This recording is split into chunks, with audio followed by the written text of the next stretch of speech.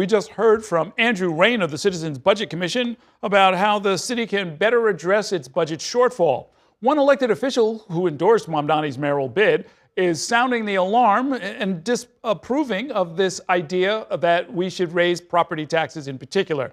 The Borough President Donovan Richards joins me to talk about that and much more. Welcome back to the program. Good to see you. Thank you. Good to see you, Errol. I saw you made a statement saying, among other things, that the proposal could negatively affect your borough and take Queens back to the financial catastrophe of 2008. That sounds pretty dire. Which part of what's being discussed most concerns you? Well, you think back to 2008 during the foreclosure crisis, and there were several neighborhoods that were deeply impacted, and Southeast Queens being the hotbed of the foreclosure activity during that period. It took about a 9.5% increase when everybody's water is going up, electricity has gone up, the rent is too damn high, the mortgage is too damn high, and this really can have a negative impact, especially on Black and brown New Yorkers who are trying to hold on to the American dream. You spent a lot of time in the city council, so you've seen what used to be called the budget dance, where in the first phase of the budget dance, the mayor says, I have to close firehouses, senior centers, pools, libraries. Everybody goes crazy. Sometime before June 30th,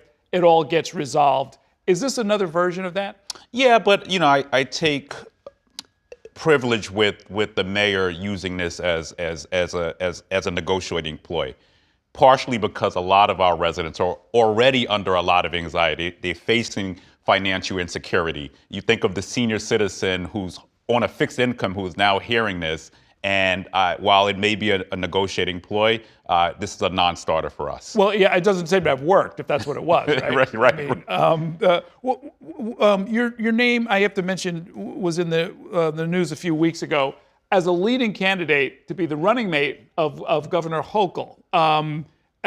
Did you consider trying to become lieutenant governor? I never did consider it, in all honesty.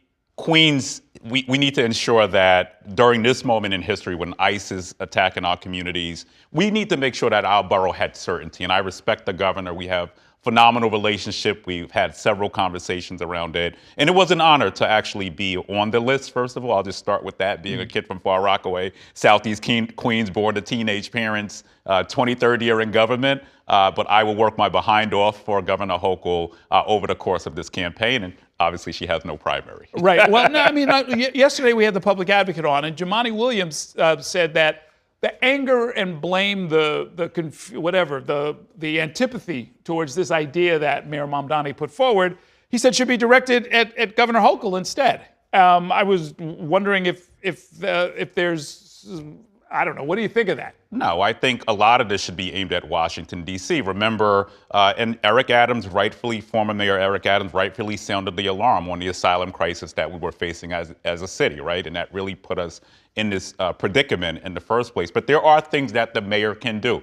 Property tax reform, we've talked about. I was one of those individuals part of the lawsuit.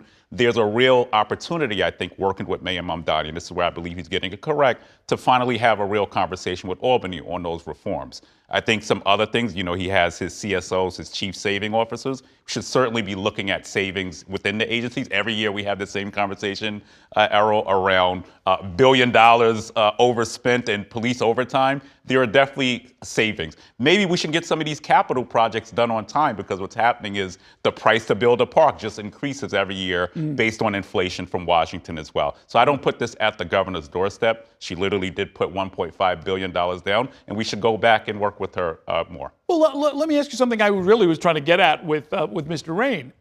What is it about the political culture here in New York that stops these things from happening? Because I've watched you and other members, when you were in the city council, complain about taking 10 years to get a restroom built rebuilt, frankly, exactly. in a park.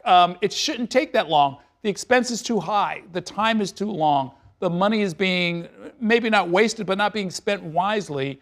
And yet we have the same conversation every 5 years, every 10 years, we come back to it over and over. But there's been some movement, not enough movement. A lot of this is to do to what we have from a state regulatory framework. So we do have to work with our state partners to really cut through a lot of the procurement processes that we do have. And that's a conversation I know that City Hall has been having with the governor's office and with the state officials as well. So there's still work to be done. I don't want to say there's been no progress. The School Construction Authority recently, by the way, just figured out a way to pay their contractors on time to move projects faster. So for instance, we just cut the ribbon just on a simple project, a new field at Bayside High School, which was done in 3 months, by the way, historic. So it can be done, but it does take political will.